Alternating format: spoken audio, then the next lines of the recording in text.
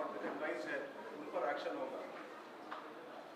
देखिए, सबसे पहली बात तो ये है कि ये मदरसे जो है वो मदरसा बोर्ड के तहत रिकग्नाइज नहीं है। ये प्राइवेट मदरसे हैं जिनको स्टेट गवर्नमेंट या सरकार कुछ एड नहीं देती है, ना उनकी सर्टिफिकेट रिकग्नाइज करती है। तो वो अगर ख़ुद अपने मदरसे खोलकर चला रहे हैं, जैसे दारुल उलूम देवबंद है, मुबारकपुर में अशरफिया है, ऐसे कई बड़े बड़े मदरसे हैं डिफरेंट स्कूल्स ऑफ थॉट के, प्राइवेट मदरसे हैं जिनका ना सरकार से कुछ लेना देना है, ना सरकार उनको कुछ फंडिंग करती है। हाँ, जो मदरसा बोर्ड के तरह रिकग्नाइज्ड हैं वो सरकार से उसका ताल्लुक़ है, गवर्नमेंट से। इससे ये क्यों सर्वे क्यों करा रहे आप? मैं अगर मदरसा खोलता हूँ तो अपने इस्लामिक तौर तरीक़े उनको सिखाने के लिए, इस्लामिक फ़िक़्ह सिखाने के लिए, उनको मौलाना बनाने के लिए, मुफ्ती बनाने के लिए, और स्टेट गवर्नमेंट से ताल्लुक़ ही नहीं है। और संविधान के आर्टिकल 30 के तहत मुझे एक फंडामेंटल राइट हासिल है कि मैं अपने मदरसे खोलूँ, अपने पसंद के एजुकेशन इंस्टीट्यूट्स खोलूँ। इसमें सरकार क्यों मुदाखलत करेगी? आप सर्वे क्यों करना चाह रहे हैं? आपको इससे लेना देना क्या है? क्या आप उनकी तनख्वाह दे रहे हैं? जो मदरसा बोर्ड के तहत मदरसे हैं उनकी तनख्वाह तो आप दे नहीं रहे हैं पिछले 4 साल से। ये मदरसे प्राइवेट मदरसे हैं, अनएडेड मदरसे हैं, और आर्टिकल 30 के तहत इसको कायम किया गया है। तो स्टेट गवर्नमेंट क्यों सर्वे करा रही है? आपको लेना देना क्या है? अब आप एक ऑर्डर जारी कर दीजिए ना कि अब आप मुसलमान मत रहिए, आप कुरान मत पढ़िए, नमाज मत पढ़िए, ऑर्डर जारी कर दीजिए। वही करना चाह रहे आप। ये सर्वे नहीं है बल्कि एक छोटा एनआरसी है ये। मदरसों को लेकर पूरे देश भर में और बार-बार सवाल उठते हैं। वैसे में अगर कोई सरकार चीजों को रेगुलराइज कर रही है, क्यों रेगुलाइज करेंगे? क्या रेगुलाइज कर नहीं क्यों क्या रेगुलाइज करेंगे आप? जो मदरसे मदरसा बोर्ड के तहत उत्तर प्रदेश में वो आपका रिकॉर्ड है। ये मदरसे से, ये जो प्राइवेट मदरसे हैं जो मदरसा बोर्ड से रिकग्नाइज नहीं है, जो आर्टिकल 30 के तहत उनको राइट है, आप क्यों करेंगे सर्वे उनका? आपको क्या राइट है करने का? क्यों करेंगे आप? नहीं आप क्यों जानकारी करेंगे आप? क्या आपके सामने नहीं, आपके सामने मदरसे चल रहे हैं, आप क्यों शक करते हो मदरसों को? आपके दिमाग में बात बैठी हुई है शक करना। आपके कल एक ऑर्डर, आप सर्वे करके बोलेंगे नहीं यहाँ पर नमाज नहीं पढ़ो मदरसे में, आप कहेंगे नहीं कुरान मत पढ़ो। अरे भाई ऑर्डर जारी कर दो ना, बोल दो, तुम सब बोल दो कि मुसलमान नहीं है। ये करना चाह रहे मकसद आप हैरास करना चाह रहे मुसलमानों को। रिकग्नाइज मदरसे की बात नहीं कर रहा हूँ, मदरसा एजुकेशन बोर्ड अलग है। ये प्राइवेट मदरसे हैं जो भारत के संविधान के आर्टिकल 30 के तहत मुझे खोलने का पूरा इख्तियार हासिल है। आप उसमें इंटरफेयर नहीं हो सकते, आपको कोई राइट नहीं सरकार को इंटरफेयर करने का उसमें। आप क्यों करेंगे? क्या पैसे ले रहे? क्या आपसे कुछ ले रहे कर रहे?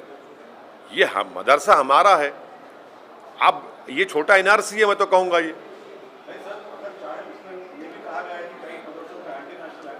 कौन एंटी नेशनल है?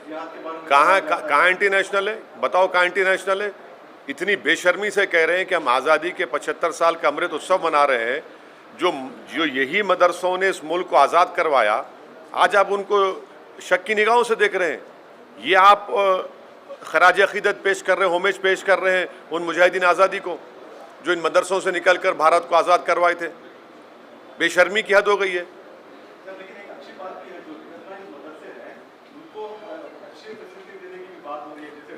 सुनिए, आपको झूठ बोला जा रहा है।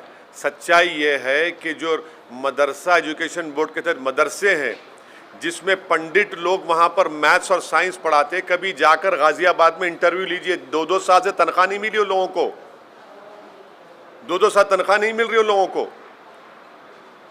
तनख्वाह नहीं दे रहे आप। वो तनख्वाह क्यों नहीं दे रहे आप ये प्राइवेट मदरसों पे आप आ गए जो मदरसा बोर्ड से ताल्लुक़ ही नहीं है। अरे जो मदरसा बोर्ड में है उनको तनख्वाह तो दो तुम। ना सेंट्रल मोदी गवर्नमेंट दे रही है, ना योगी गवर्नमेंट तनख्वाह दे रही है उनको, वहाँ जो टीचर्स पढ़ा रहे हैं। ये प्राइवेट मदरसे हैं, आप क्यों सर्वे करेंगे? आपका मकसद एक ही है कि हरास करना, मुसलमानों को, इस्लाम को बदनाम करना, जो आप नफ़रत करते हैं। कल आप ऑर्डर पास कर दो ना भाई, कुरान नहीं मत पढ़ो, नमाज मत पढ़ो, यही करना चाह रहे हैं आप। आपका मकसद यही है।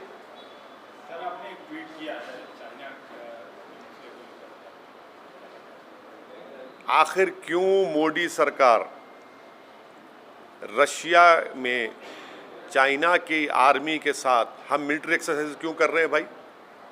ये क्या क्या क्या तमाशा हो रहा है? ये लद्दाख में 1000 स्क्वायर किलोमीटर पर चीन की फौज बैठी हुई है और फिर हमारे ग्रेजिंग राइट्स में उस 8 किलोमीटर या 10 किलोमीटर अंदर आ चुके हैं। हम अपने जानवर को ले जाकर वहाँ पर ग्रेजिंग नहीं कर सकते। 50,000 के करीब फौज हमारी चीन की फौज के खिलाफ खड़ी भी है।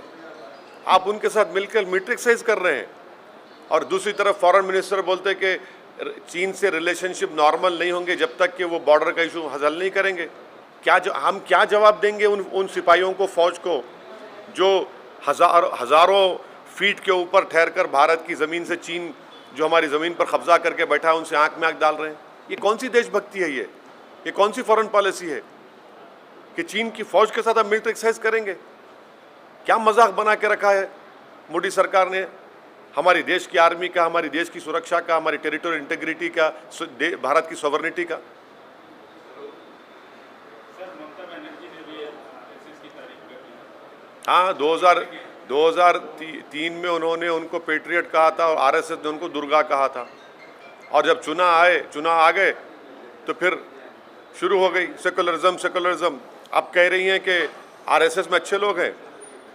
हम ममता बनर्जी को बोलना चाह रहे हैं कि कब तक आप भारत के और बंगाल के मुसलमानों की आंखों में धूल झोंकेंगी? आप आरएसएस का जो मेंबर होता है, जो सुबह में ओथ लेता है, वो ममता बनर्जी पढ़ के सुनाए। हाँ, ये अलग बात है कि जनियादारू एक हो रहे हैं तो हम कुछ नहीं कर सकते, मगर ये क्या बात है?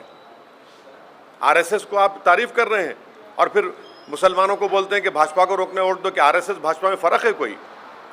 ये अब जो टीएमसी में जो मुसलमान चेहरे हैं, जो टीएमसी में जो लोग हमको उंगलियां उठाते थे, अब बोलो क्या बोलना है उस बारे में? क्या विकल्प देंगे आप मोदी के बारे में? इसके पीछे क्या मतलब है सर? क्यों आप सोचते हैं कि ममता ने ऐसा बोला होगा आरएसएस के ऊपर? अब उनको पूछिए। आपने हमसे सवाल किया, उनके बयान पर हम बोल रहे हैं, वो खुद बताएंगी। पहले भी 2003 या 4 में भी उन्होंने आरएसएस को तारीफ की थी, आरएसएस की, वो भी रिकॉर्ड है। और आरएसएस ने उनको कहा था कि दुर्गा है ये। तो अचानक ये मोहब्बत पैदा हो गई, तो इसका मतलब है शुरू से मोहब्बत थी। नहीं, शुरू से मोहब्बत थी, मगर हम लोग, हमारे आंखों में पर्दा पड़ा हुआ है ना सेकुलरिज्म का। हमारे आंखों पर सेकुलरिज्म का पर्दा पड़ा हुआ है, तो अब ये पर्दे हट रहे हैं, लोग देख रहे हैं अब। सर, एक नया समीकरण बनता हुआ दिखा। कल हमारे मुख्यमंत्री बिहार गए थे, पटना, बिहार के मुख्यमंत्री से मिले।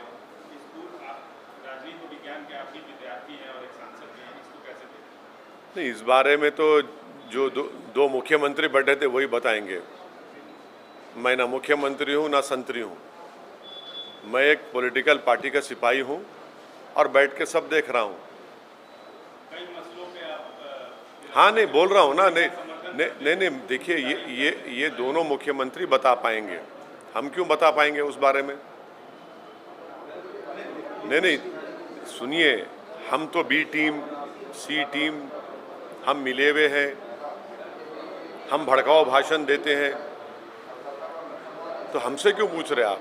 जो लोग जो बैठे हैं वो बताएंगे। बड़े बड़े लोग हैं, जिम्मेदार लोग हैं भाई, वो बहुत बड़े जिम्मेदार लोग हैं वो। नीतीश कुमार उठ गए, इसके ऊपर आप कैसे देखते हैं? हाँ, मुख्यमंत्री बात कर रहे थे, अपनी बात रख रहे थे, लेकिन नीतीश कुमार जैसे ही क्वेश्चन आया कि अगले प्रधानमंत्री अपोजिशन की तरफ से क्यों हो गए, एकदम से उठ गए। अब वो नीतीश कुमार साहब बता पाएंगे।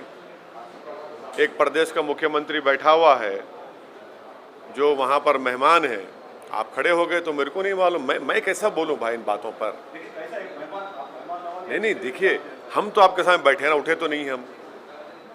हम कैसा बताएंगे? हम क्या बोल पाएंगे? वो दोनों मुख्यमंत्री बता पाएंगे। आप हमारे केसीआर साहब से पूछिए, जब आएंगे उनसे मिल के पूछिए, आप, वो बताएंगे आपको। मैं कैसे कमेंट करूँ? नहीं, मेरे को, मैं क्या बोलूँगा उसमें?